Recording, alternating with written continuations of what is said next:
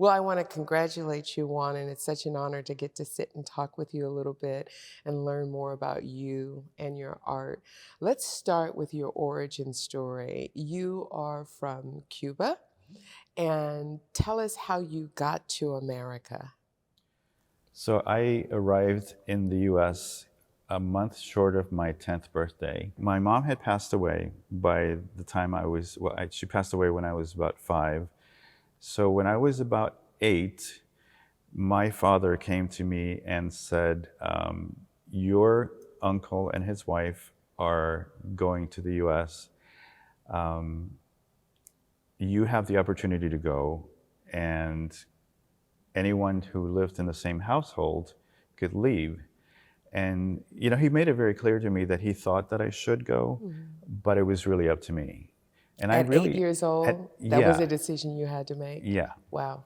And I really appreciated that, even at that age, knowing that my father was not telling me, but telling me why and giving me the options.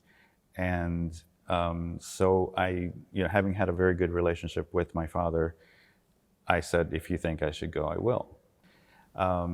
You have to understand that in my early 20s, I made a living as a singer. And so I was looking for places where maybe I could change my career, what the type of work that I was doing. And I wanted to go to LA or New York. So I visited New York. I thought, this is going to be tough. Then I visited LA and I thought, this is not selling me. And I took a car and I drove up to San Francisco for a day and a half. And then I decided that I was moving to San Francisco. So I moved to San Francisco in 1979. I lived there until 1981. 1981, I decided I wanted to go on vacation to Key West, and I ended up staying there for 9 months. And I finally drove all the way back and moved to Seattle sight unseen. I had never been here. I didn't really know much about Seattle, except I wanted to live in a place where not everything had been done, where I could get a fresh start, and I wanted to just figure out what to do with myself and how to work for myself. And I wrote to the Chamber of Commerce. This is before internet. In Seattle, you wrote to the Chamber of Commerce? Yeah. I wrote to the Chamber of Commerce of Seattle and other coastal cities, both on the East and West Coast. And Seattle was the only one that wrote back. And this was the time. We were desperate for new people. I know. So this is the time time where Seattle wanted people to move in. Yes. And so I thought, well, this looks like a nice place they want me. I want to go back to your origin story just a little bit and talk about your dad, because I understand that his craft is something that has influenced your work. But it feels like there's that craft in your lineage as well. Can you share a little bit about what the craft is and how it shows up throughout your lineage? Yes. So my grandfather, who was born in Spain, opened a wrought iron shop in Havana, when he was a younger man. And so when his sons were old enough, they started working at the shop as well. My father was the artistic one of the bunch, and he was the one that designed all the wrought iron railings and grills and gates and everything that they fabricated there. But there's an interesting thing that happened in 1995 that has to do with that. In 1995, my oldest sister came to the U.S., and I had not seen her in 45 years. And so I needed to get stories about my family. I needed to find out things that she knew, because she knew both my mom and my father better than I got to know them. And so she told me this story that I did not know this. My mom was a potter, and she made these beautiful, huge pots that were painted with flowers. And then my father, when he met her, started making these wrought iron bases for her pots, and they would Wow. sell them together. And I didn't know that, and so I did this whole body of work based on flowers and wrought iron, um, and it was just like this tribute to this beautiful gift that they passed on to me. And that's part of your history that you found out kind Yeah, of later in yeah. life after you'd already started to become an Oh artist yeah, and do your art. I was already painting and Wow. showing work and all that. In fact, I had been doing a lot of figurative work, and I was represented by Francine Setter's gallery. And I remember making that phone call, and Francine, I know that you were expecting this body of work, but I'm going to be painting these, paintings of flowers and wrought iron. And it was, this is what I loved about her, is that she said, as long as the quality of the work is as good, then, I represent you and not a specific body of work. And I love that about her. So before we get to talk a little bit more about your work, I want to go back to this making a living as a singer. So I had heard that you started your career as a musician and then you shifted to art, but what prompted the shift? What prompted this shift was that I didn't feel like that I had the freedom to make the music that I wanted to make. I had, it was one of those fortunate things that I became known for a certain type of music, but I wanted to, just like music was changing at the time, I wanted to change along with it. And I didn't find, the outlets or the acceptance of my trying things other than what I was already doing. I ask because now I'm going to go back and look at all of your work and see what kind of musicality I can see in there because Oh, I'm sure it's you're going to there. see a lot of musicality in the I'm work, sure it's in there. and I'll give you a little insight that whatever body of work I'm working on, there's a different music playing in the background. Oh, I love that. Yeah. I get it. So, what other kinds of shifts, moving from a musician, singer, guitar player to an artist, what other kinds of shifts have occurred in your career? Oh boy, to me, change and exploration and changing and discovering new things is an ongoing thing. It's constant.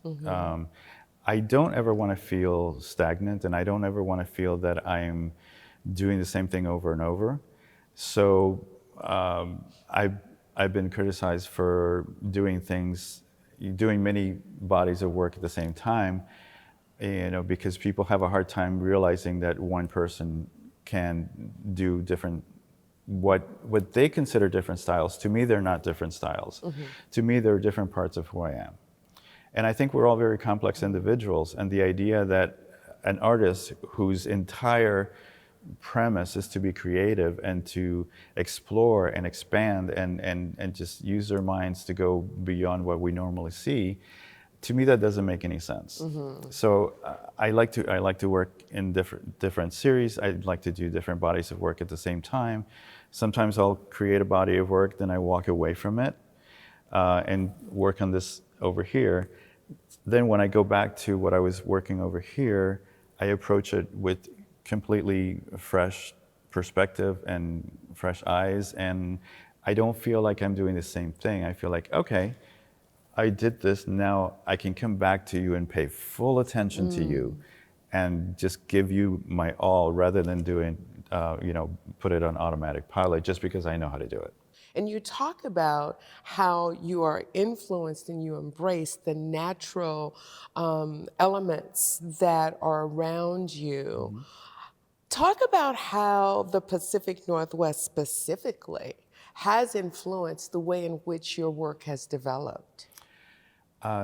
That's great because I I think sometimes we are influenced by things and then we don't know why. I remember when I really started getting to show my work a little bit more and more, I started out really making abstract work, You know, I was just painting things that were just completely abstract. And then I started realizing that I was very, very far away from my origins. And I was in a very, very different place. And I started making work. I remember, you know, having a couple of shows very early on, and you know, my friends and people that I knew in that world started saying like, your work looks African, or why is your work so colorful, or you know, it looks like Caribbean. And like, because I don't see that around me here. And I feel that it's almost my responsibility not to let people know, hey, I'm here, and let's include other people and other people's culture. But I wanted to be seen, and it was okay for people to see me as different, but this is what I have to offer.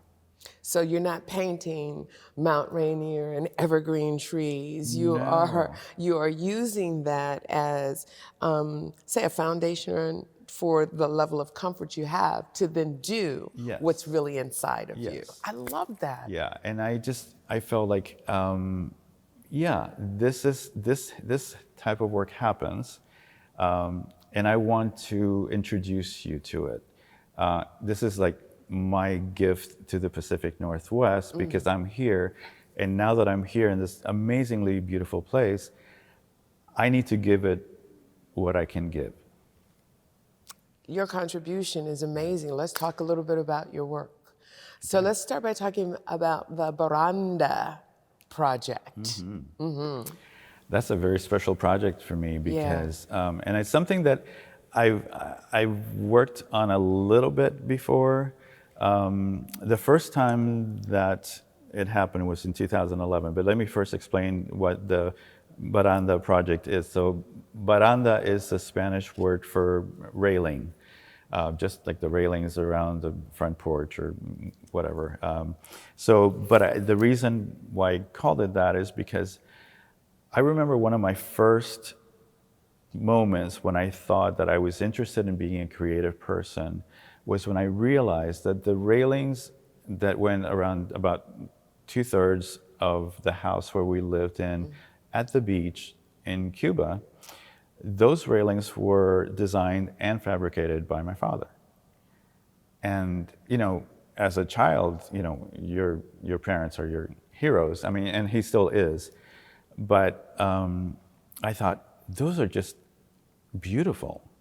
And I was really intrigued by the designs because they were not typical. They were very abstract, and so I realized that I've sort of had been obsessed with these railings that my father had designed and fabricated for a long time.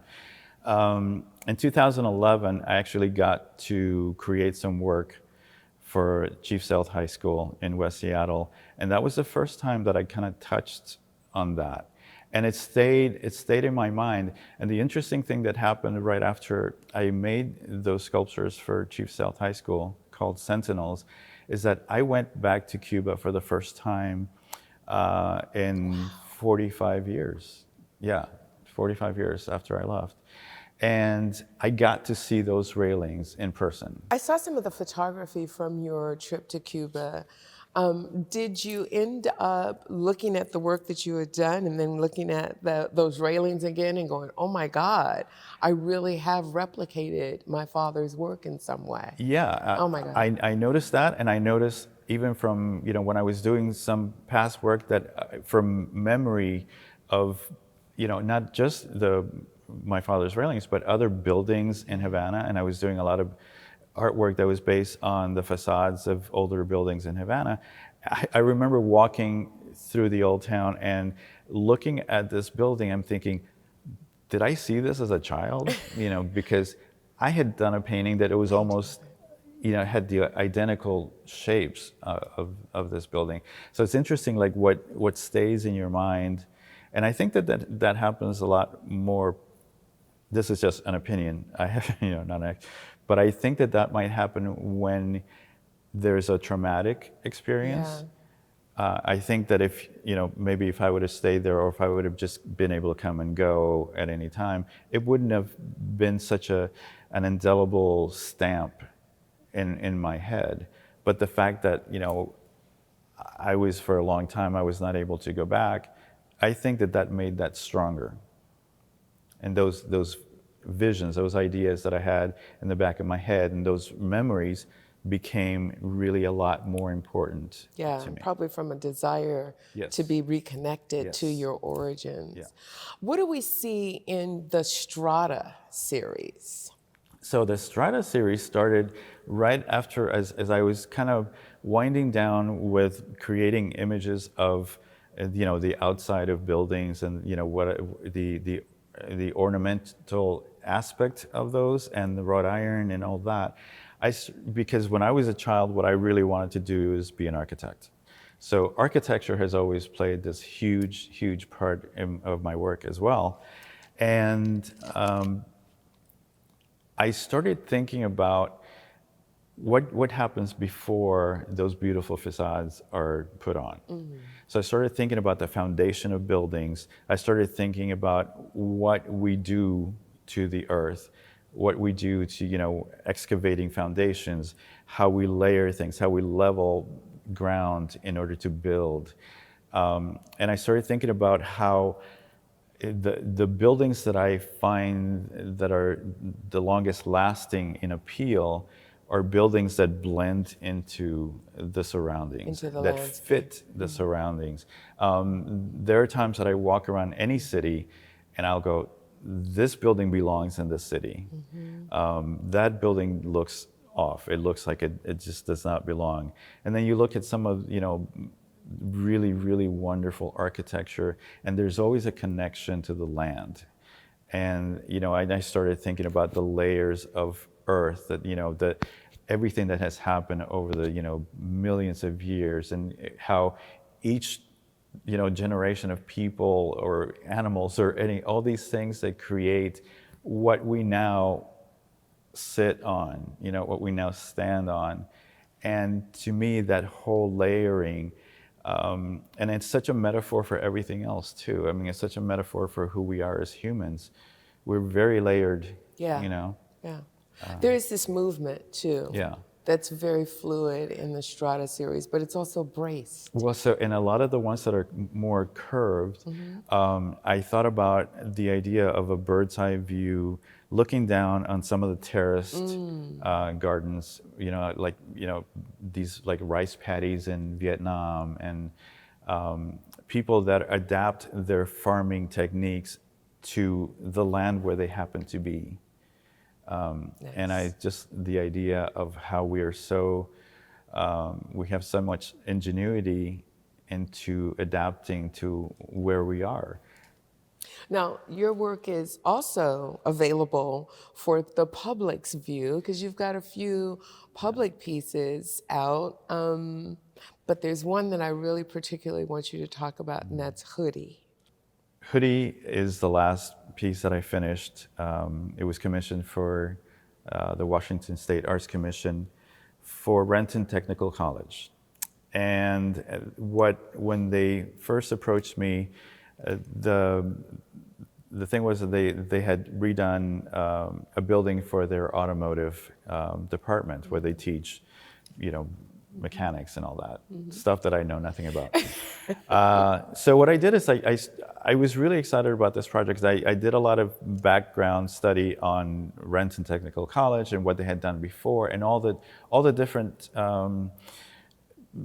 changes that they had gone through from its very beginning, and working on airplanes, and working some for Boeing at some point, and during the war.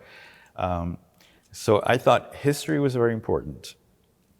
So let's take on the history of the automotive department, and let's take on the history of the college itself. So it had to be something that referred to something utilitarian. I thought about the people that went to school there. A lot of the folks there are immigrants as well, and I felt a connection to that. So it was important for me to uplift And so I started thinking of things that a lot of immigrants go through. And, we're sort of like pushing forward against all these things that are, pushing back. And so I wanted something that was aerodynamic, not just because of that, but also because it was an automotive department, I wanted it to be a hood ornament. It looks like a hood ornament. And so the idea It's is like, lovely. and hood ornaments have also gone through many changes. So Right. at one point it was a functional thing. Where you Yeah, like actually what latch on. like you would and- open it up to fill the oil or the Yeah. gasoline or whatever. So they had functions. So that was the main reason why they existed. And then they sort of morphed and they became less functional and more brand. Mm-hmm. So they become brands, and that's you know what a certain brand of car it is by the hood ornament. And so I thought, well, this is a great thing to have in front of the automotive department. But there were a lot of things that I used, a lot of other symbolism that I used. It's the Pacific Northwest. I wanted to say something about the Pacific Northwest. And I also felt like, I wanted it to be very like reaching up for your goals. You're getting this education that's going to make your life better. So there's symbols of mountains, the Olympic mountains. There's symbols of the Olympic Games. Because it's sort of slanting forward. I also wanted the idea of, the Olympic diving boards. When there are these beautifully designed diving boards, but the grace of a diver. Yeah. And also I wanted it to look like something huge that looks like it's about to fall, but it's so delicate and balanced Yeah. at the same time. It's very dignified. Yeah. As well. It has that stance to it. Okay, so now I'm going to test my Spanish with you. I want you to talk about Los Muñecones. Los Muñecones. One of my favorite times of the year when I was a kid and living in Havana was Carnival. I loved sitting on the bleachers looking down on the floats and all these people going by and there's amazing costumes. But there were these paper mache heads that were worn by people like dancing around. And a lot of times they would come like really close to, and even like as a kid being on those bleachers, and they would come so close to me. And they were a little frightening, as a child. But then as I started remembering those times of like Carnival, I thought it was so joyous. And as an adult, and especially as an artist, I really appreciated, those funky, very colorful, wild, crazy. Sometimes there were animal heads, sometimes there were people, sometimes they were making fun of something.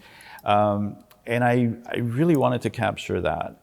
And so I started doing, way back in the 80s, I started doing artwork that was based on my memories from a child's point of view of Carnival in Cuba. Juan, I know you as someone who is very deeply rooted in community, connected to community. Talk about what draws you into all of the various communities with which you are affiliated. I think we're all very, as I had mentioned before, I think we're all very layered. And I've experienced a lot of loss and a lot of heaviness. Yeah. And I think what has gotten me through that have been those pure acts of kindness that I've also been very fortunate to encounter. And I think that we all have this responsibility to contribute to our community, our society.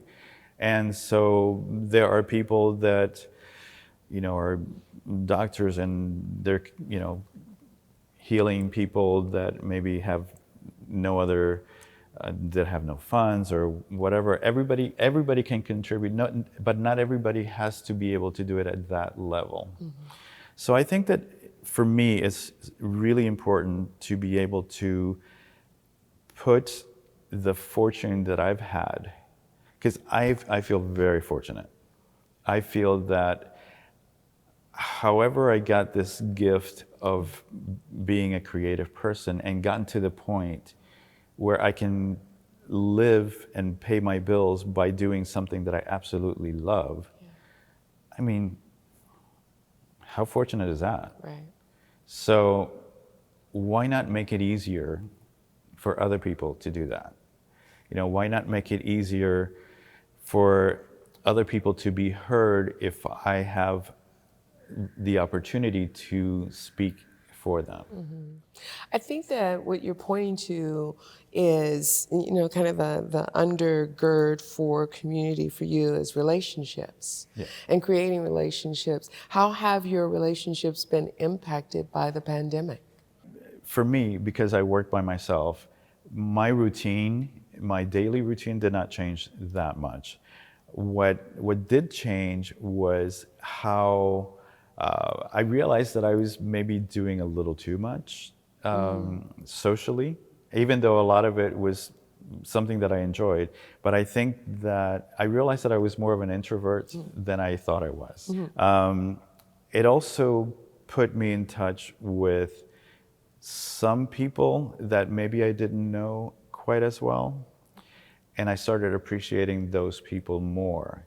And then there were people that I knew well, but I didn't realize that maybe they were not the healthiest for me.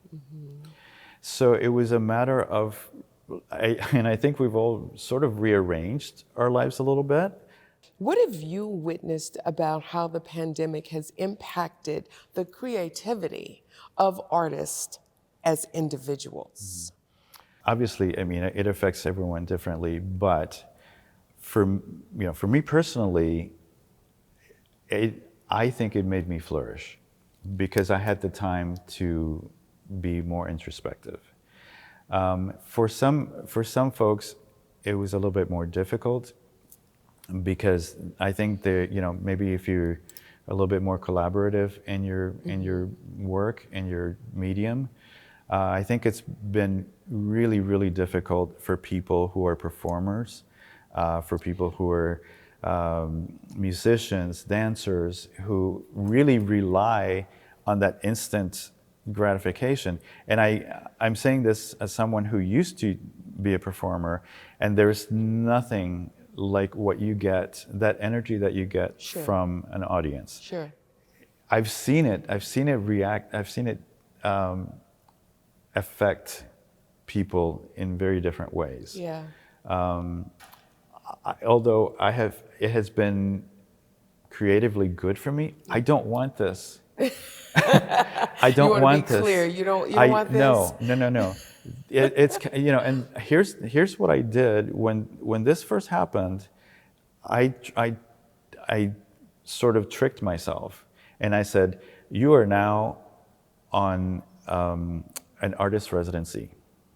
I mean, we don't know how long this residency is going to last, and you're going to forget about a whole lot of other things, and you're just going to make work." Because I've been on those residencies and I love them. I love the fact of, I love going to a place that I don't know and just making work and seeing what happens. And that's what I did. I treated it like that. And this was the lovely thing about it. It's like, I don't know what I'm going to do. I don't know if it's going to be any good, but I'm just going to do it. And it might just all be thrown out. But maybe some really great things could come of it. Well, there you go, embracing that great imagination that you had as a child Yeah. as well, and creating kind of your own Yeah. world. I like that a lot. One of the things that I also am recognizing and have always known about you is, in addition to being very creative and imaginative, you're also very contemplative and visionary. Yeah. What is your vision for the way in which you would like to see the arts and cultural world change or move forward? Well, one of the main things that I would like to see is more inclusivity. I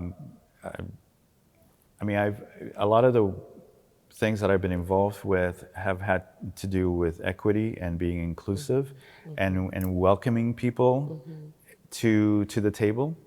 And I've seen some positive change towards that, but it's not enough. I mean, we're not there. I like to see that move forward, and I like to be able to somehow, and I think if we all do that little tiny part, but to be able to educate people so that they're not afraid of that. You know, it's not, I'm not going to take something that belongs to you. I just want to sit at the same table and share the same meal. And it's that kind of attitude that I would like for people to learn to appreciate. And it's not like, you know, I think a lot of people fear something that they don't know. Sure. And this is why, you know, even going back to something that we talked about earlier, like moving here and creating work that I felt like, okay, I need to show my Cubanness, my Caribbeanness, my Latinx, you know, all those X's that I wanted to make sure that people knew that those things were not only important to me, but they're important to our society. They're important to the world. We all live in this little tiny blue ball that's floating in the sky. And, and I think the more we know about each other's cultures, and I think the richer we are. It's been wonderful to get to take a look back at your journey. When you look on your journey, when you look back on, you know, Juan Alonso Rodriguez trek from Cuba to Seattle, what do you think about for your future? I don't imagine not creating. I don't imagine not painting. I don't imagine not being involved in the arts. I think I'll be involved in the arts whether I'm making something or not until my hands don't function anymore, or my eyes don't function anymore. But I think that there comes a time where some torches need to be passed on to people that have not only more energy, but have a different point of view. How do you pass the torch as an artist? So one of the things that I feel really, really enthusiastic about is mentorship.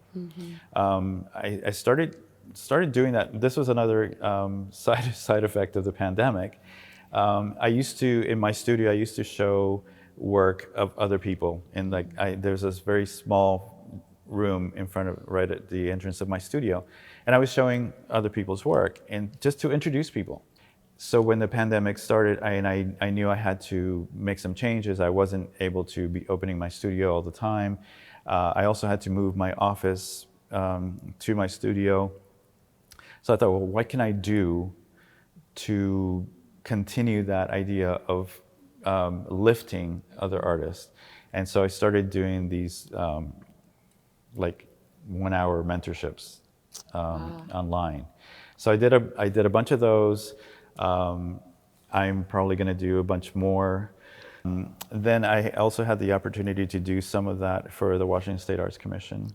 And it was amazing how fulfilling it was. Like, because a lot of things that I took for granted, I was doing because I just knew that I had to do that. A lot of maybe younger or less experienced artists, no matter what age, they weren't thinking about it. Right. The reaction of it was like, oh my God, I didn't think of that. Or even just encouraging someone to continue to make work, even if they were just not being successful at, you know, showing their work or, you know, getting a grant or whatever. Sometimes I would hear from artists saying like, you know what, I just needed to hear that. Right. So that encouragement, that's what you pass on. And this was, interestingly, one of the things that someone who was very special to me passed on to me, and that was Jacob Lawrence. I had never studied at the University of Washington. I was never his student, and yet he took it upon himself to encourage me. And as did Gwen Knight, his wife, who is also a brilliant painter. Those situations, those acts of kindness, I mean, that meant the world to me. And the fact that this person that I so admired, that was so admired by everyone, that he took the time and he said, you know, I see you. And sometimes that's all you need, is for someone to see you. That's so good. Juan, congratulations. Thank you. Thank you. This is wonderful. Appreciate you.